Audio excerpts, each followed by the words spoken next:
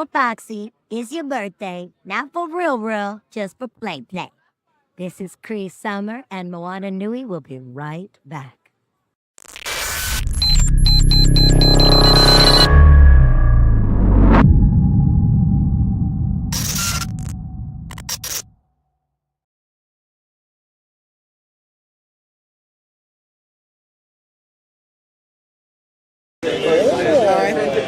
All right, everyone. Thank you for joining the Moana Nui Podcast. We are here at San Diego Comic-Con, and we have the myth, the legend, the amazing creator behind the...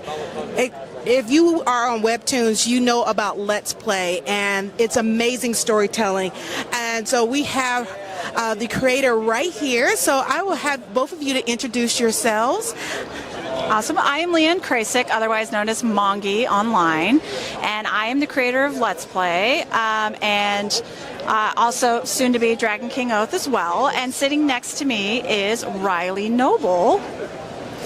So I'm Riley. I wrote Let's Play After Dark, which is a collection of short story fan fictions that are not canon to Let's Play, but are in character. So this is kind of our excuse to have some side mischief and team up and carry it from there. Awesome. So, of course, with you starting Let's Play on Webtoons, how was it trying to get your story out on a virtual platform and then kind of explode the internet after that? It was kind of an instance of if you post it, they will come. And it was... like when I first did Let's Play, I didn't know if it was going to get picked up by Webtoon. I hoped it would, because at the time that was really the only like legit platform that was picking up new talent through that scouting process. But I had posted it on, I think it was Canvas at the time is what it was called. Mm-hmm. And then also I posted it on Tumblr, I posted it on Patreon, I posted it on Twitter, like everywhere. I shotgunned it everywhere. And it was interesting in that when it was on Canvas, it was like they would give you milestone markers when you had followers. And so like if you had reached like 500 followers, they sent you an email like, congratulations, you made 500 followers. And then I would post on social media like, oh, hey, I have 500 followers. That's great. And then like the next day it would be like, you have 1,000. And I'm like, oh, that's great. And then like after fifth day, I was like posting 23,000 readers. Yeah. And my sister's like, what is happening? And I'm like, I don't know. And so it just took off. And it's like, people ask me like, how did you do it? I'm like, I have no idea. It just happened. Yeah. So I was very lucky. No, it's definitely your great storytelling. And the fact that you are truly a queen of all trades, because you not only draw and but also do the storytelling for Let's Play. Was your main character an inspiration of yourself? I've always wanted to know that.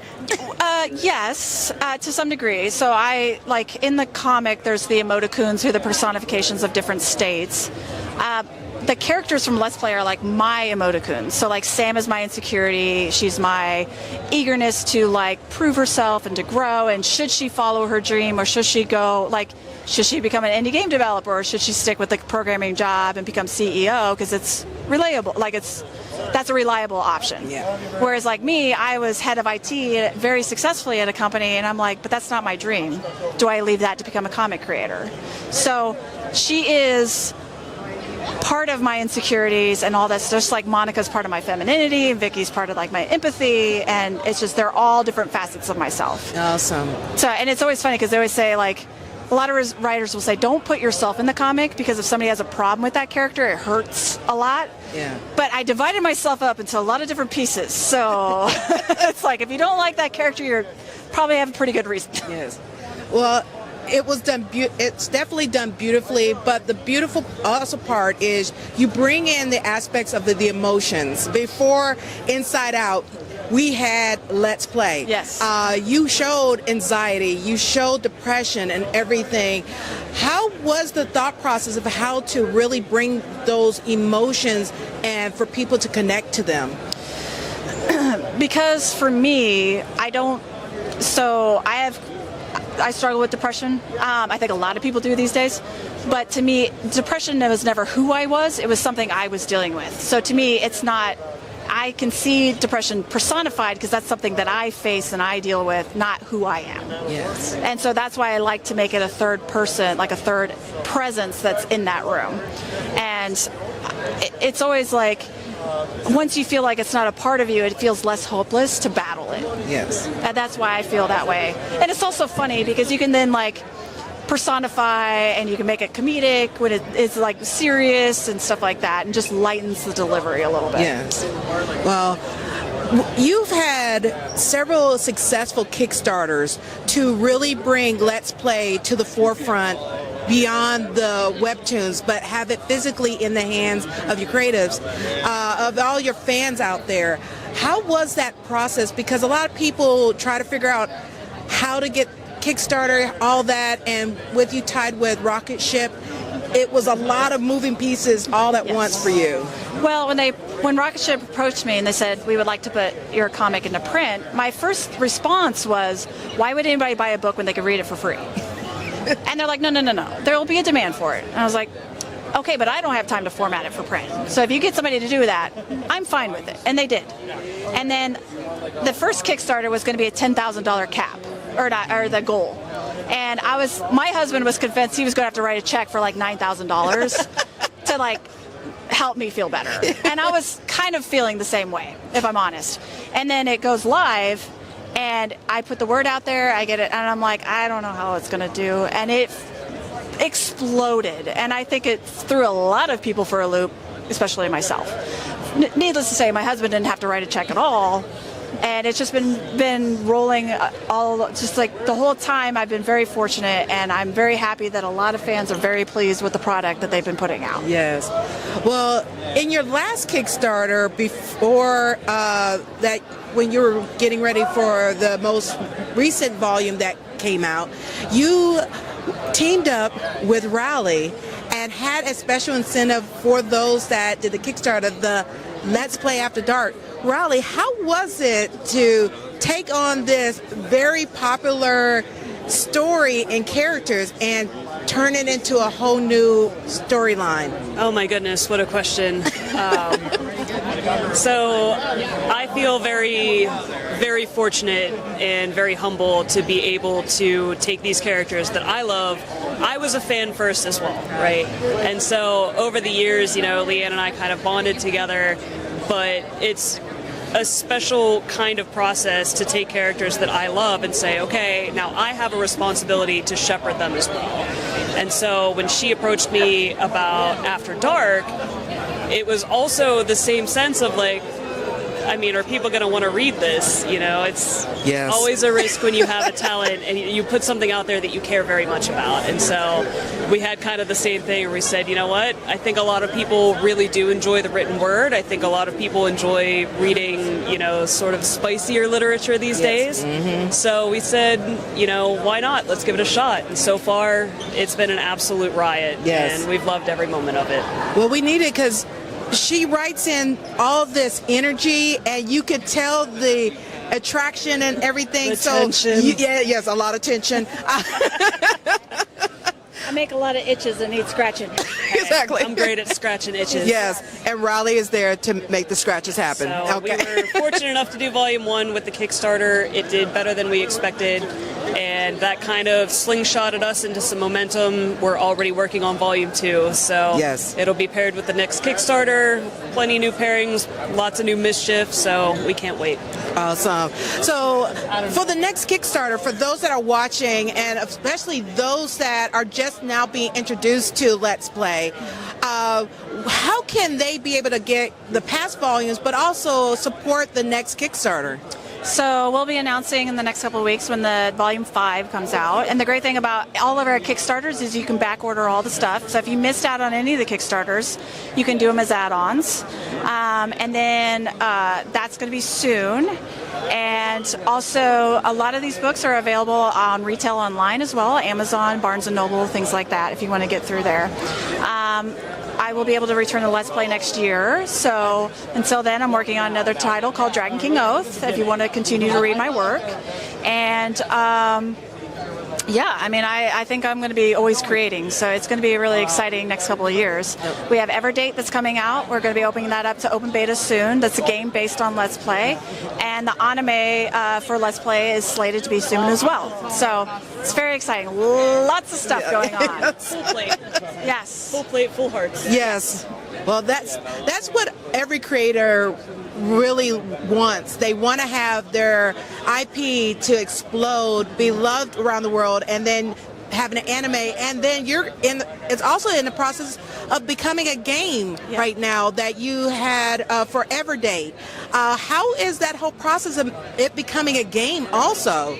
Well, it's terrifying, exciting at the same time, but like the content of it, like we have it based, there's a card game mechanic for the dating, and that can be played with 2 players, and it's like, I played it for 8 months straight, and I'm still not tired of it.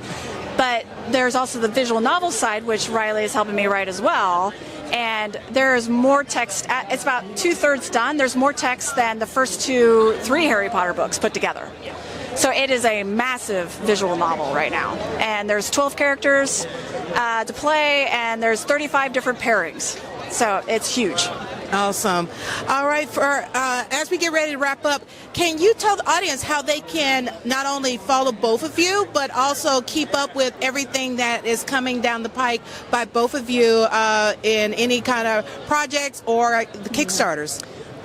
Yeah, I'm on Facebook, Instagram, and Threads under Mongrel Marie. I'm very easy to find. You can just look under my name, Leeanne Krevic. And I'm not on Twitter anymore for obvious reasons. And anything that's going on in my schedule or any exciting news, I post there. You can also go to Rocket Ship, join their newsletter, and they'll let you know when I got great stuff going on. So I am basically nowhere. Not only am I introverted, but I am kind of obscure by design, so I don't really have a following just yet.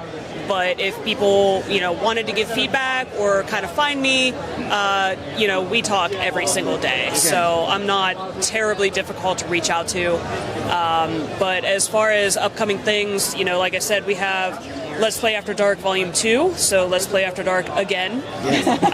We have the visual novel with Everdate. We have some suggestions of upcoming potential light novels going on, and then I myself am working on my own fantasy series, so this is certainly not the last you'll see of me, but if I have anything to say, it's kind of like I get scruffed and yoinked out of the cave every once in a while, so but we kind of come as a pair every once in a while, so it's not hard to find me. Awesome. Well, everyone, thank you for tuning in with the Moana Nui Podcast here at San Diego Comic-Con, and you have a great rest of your day. Bye, everyone. Thank you. Okay.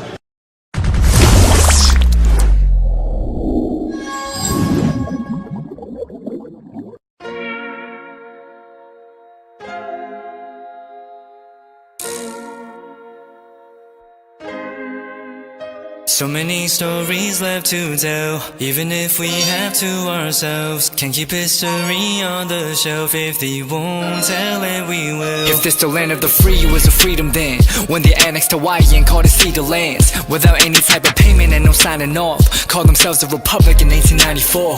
1.2 million acres overtaken from the native Hawaiians. When they resisted, the West retaliated in violence and erasure. The Hawaiian language is banned as part of colonialism's plan to expand, Stuck between a rock and a hard place. Multiple bombings of Kaho'olawe as a part of their ongoing war with Asia. Used it as a place for target practice. No consent or compensation. Colonizers call for annexation. The work of all the locals. School will never let you know. So many stories left to tell, even if we have to ourselves. Can keep history on the shelf. If they won't tell it, we will. Too many stories left to tell, even if we have to ourselves. Can keep history on the shelf. If they won't tell it, we will. We will. So if we put Hawaii into perspective, well, Black and Asian history is interconnected. Considering the fight with the Pacific, then and of course versus Asia, they was treated as a middleman for war, but didn't let the Western colorism run its course, cause dark skin was a sign of dignity to core. The land was taken in the name of capitalism, when prior to it was an actual kingdom. Clap back at the system. Stuck between a rock and a hard place, multiple bombings of Kaho'olawe, as a part of their ongoing war with Asia, used it as a place for target practice. No consent or compensation, colonizers call for annexation. Never got for all the locals, school never let you know. So many stories left to tell, even if we have to ourselves. Can't keep history on the shelf, if they won't tell it we will. Too many stories left to tell, even if we have to ourselves. Can't keep history on the shelf, if they won't tell it we will. So many stories left to tell, even if we have to ourselves. Can't keep history on the shelf, if they won't tell it we will. Too many stories left to tell, even if we have to ourselves. Can't keep history on the shelf, if they won't tell it we will. We will.